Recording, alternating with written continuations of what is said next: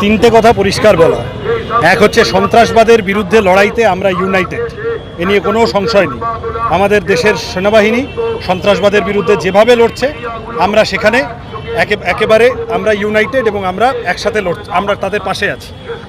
দ্বিতীয় কথা হচ্ছে যে কোনো রকম কোনো রাষ্ট্র তারা যদি সন্ত্রাসবাদকে মদত দেয়, তারা যদি ভারতকে আক্রমণ করে, সিভিলিয়ান এলাকায় আক্রমণ করে, তাহলে রিটালিয়েশন করার, তাহলে প্রত্যুত্তর দেওয়ার, আত্মরক্ষা করার অধিকার অবশ্যই ভারতের আছে, এ নিয়ে কোনো সংশয় নেই।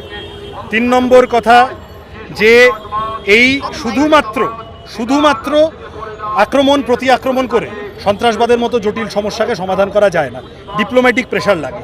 এই ডিপ্লোম্যাটিক প্রেশার ঠিকমতো হচ্ছে কি হচ্ছে না এই নিয়ে সংশয় থাকছে, কারণ দেখলাম এর মধ্যেই IMF থেকে পাকিস্তান আবার লোনও পেয়ে গেল।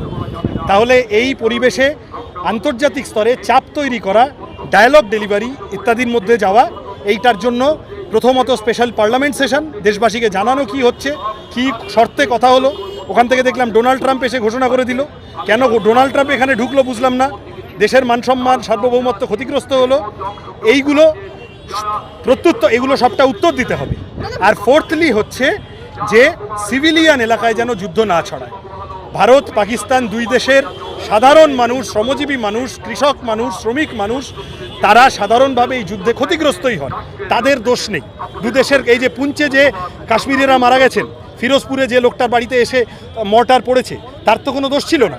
তাহলে সিভিলিয়ান ওয়ার লাগলে, বীরেন্দ্র চট্টোপাধ্যায়ের লেখা শুনেছ, যখনই জনতা চায় বস্ত্র ও খাদ্য, সীমান্তে বেজে ওঠে যুদ্ধের বাদ্য। তার কারণ এই দেশের মধ্যে এই সময় জিনিসের দাম বাড়ছে, বেকারত্ব, শিক্ষা, স্বাস্থ্য, এই সব নিয়ে আমরা একটা ডামাডোলের মধ্যে আছি। এটা কোনোভাবে ব্যবহৃত না হয়ে যায় যুদ্ধটা বিজেপির ভোট পাওয়ার জন্য।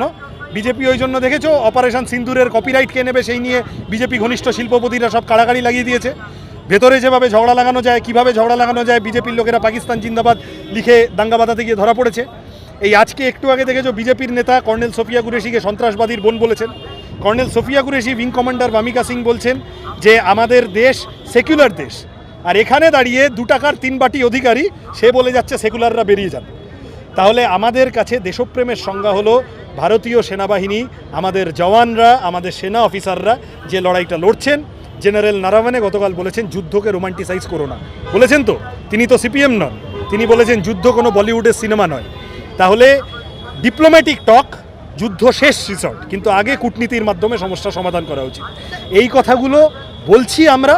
আর উল্টো দিকে যারা দেশের মধ্যে ঝগড়া পাকাতে চাইছে, সেই RSS বিজেপি সম্পর্কে মানুষকে সতর্ক থাকার জন্য আমরা আবেদন করছি সাম্প্রদায়িক সম্প্রীতি রক্ষার দাবি নিয়ে। প্রধানমন্ত্রী যে রাষ্ট্রকে সম্বোধন করলেন সেখানে বাংলা